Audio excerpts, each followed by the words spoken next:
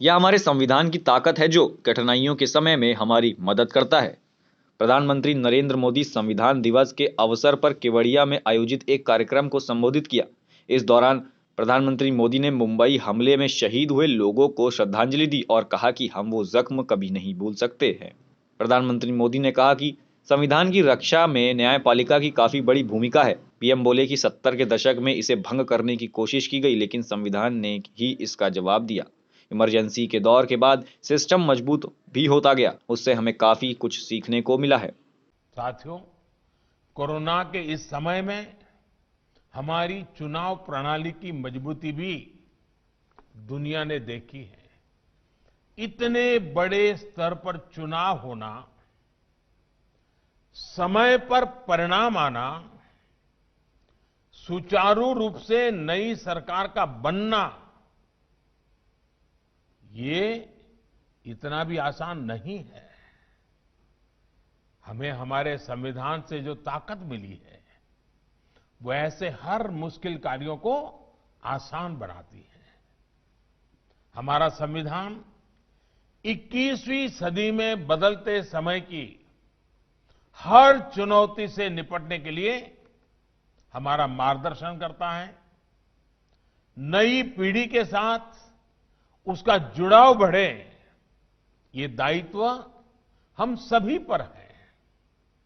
आने वाले समय में संविधान 75 वर्ष की ओर तेज गति से आगे बढ़ रहा है।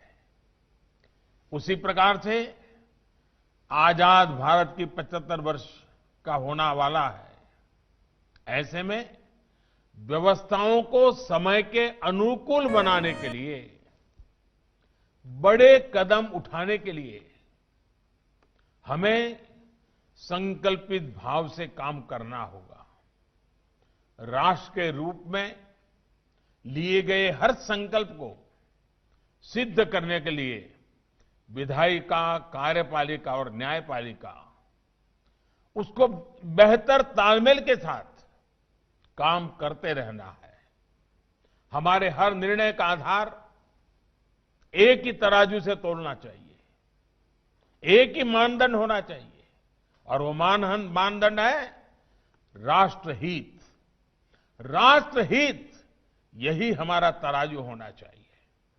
हमें ये याद रखना है कि जब विचारों में देशहित, लोकहित, उसके बजाय राजनीति हावी होती है, तो उसका नुकसान देश को उठाना पड़ता है।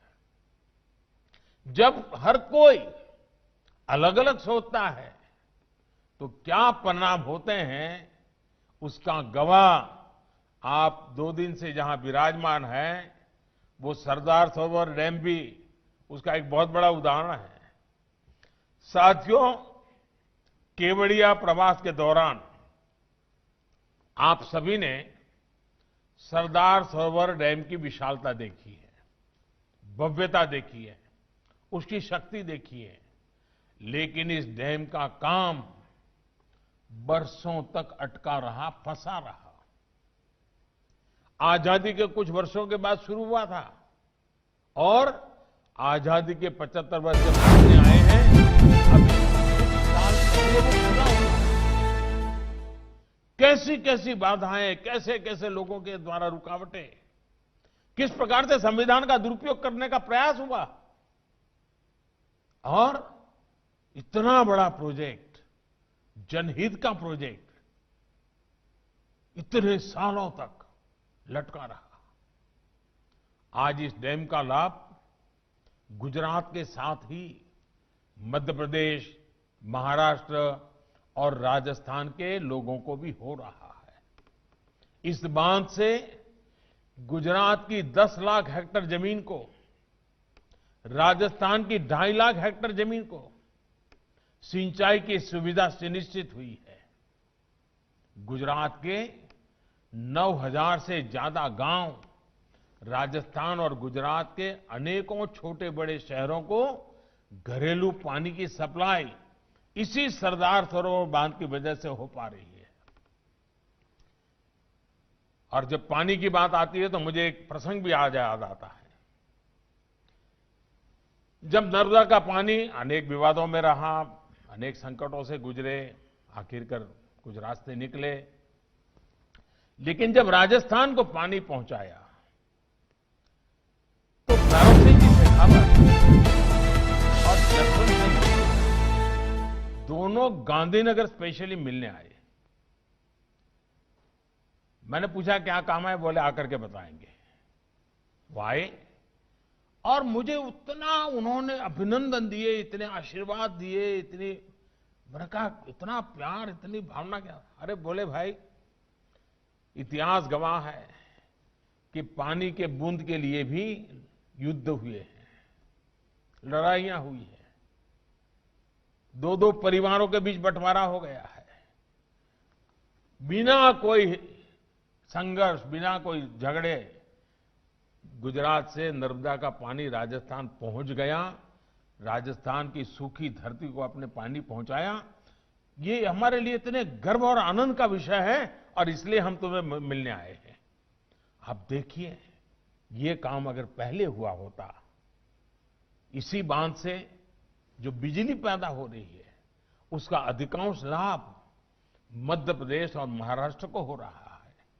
साथियों, ये सब वर्षों पहले भी हो सकता था। लोक कल्याण की सोच के साथ, विकास को सर्वोच्च प्राथमिकता की अप्रोच के साथ ये लाभ पहले भी मिल सकते थे, लेकिन बरसों तक जनता इनसे वंचित रही। और आप देखिए, जिन लोगों ने ऐसा किया उन्हें कोई पश्चाताप नहीं है। इतना बड़ा राष्ट्रीय नुकसान हुआ, बांध की लागत कहां से कहां पहुंच गई, लेकिन जो इसके जिम्मेदार थे उनके चेहरे पर कोई शिकन नहीं है। हमें देश को इस प्रवृत्ति से बाहर निकालना है।